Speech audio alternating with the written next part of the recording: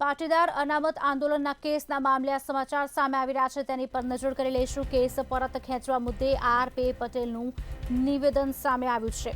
વિશ્વ ઉમિયાધામના પ્રમુખ આર.પી. પટેલે સરકારનો આભાર માન્યો છે, ત્યારે મુખ્યમંત્રી ભૂપેન્દ્ર પટેલે તેમનું વચન પાળ્યું છે તેવું આર.પી. પટેલનું કહેવું છે।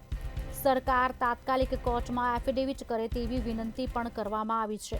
હજુ કોઈ કેસ પેન્ડિંગ હોય તો વિશ્વ ઉમિયાધામને ધ્યાને લાવો તેવું પણ કહ્યું છે। હજુ બાકી હશે તે કેસ મુદ્દે સરકારને રજૂઆત કરવામાં આવશે। મુખ્યમંત્રી શ્રી ભૂપેન્દ્રભાઈ પટેલે અનામત આંદોલન સમયના જે તે પેન્ડિંગ કેસો પરત ખેંચવાની જે જાહેરાત કરી છે તે ખરેખર આવકારદાયક છે અને તે અંતર્ગત વિશ્વ ઉમિયા ફાઉન્ડેશન અને સમગ્ર સમાજ સાહેબશ્રી પ્રત્યે આભારની લાગણી વ્યક્ત કરે છે। મને યાદ છે ત્યાં સુધી 1 મહિના અગાઉ મુખ્યમંત્રીશ્રીને પેન્ડિંગ કેસો પરત ખેંચવા અંગેની લેખિતમાં તેમજ રૂબરૂમાં મળીને જ્યારે રજૂઆત કરી ત્યારે તેમણે વચન આપ્યું હતું કે 1 જ મહિનાની અંદર આનો નિર્ણય લઈને કેસો પરત ખેંચવામાં આવશે।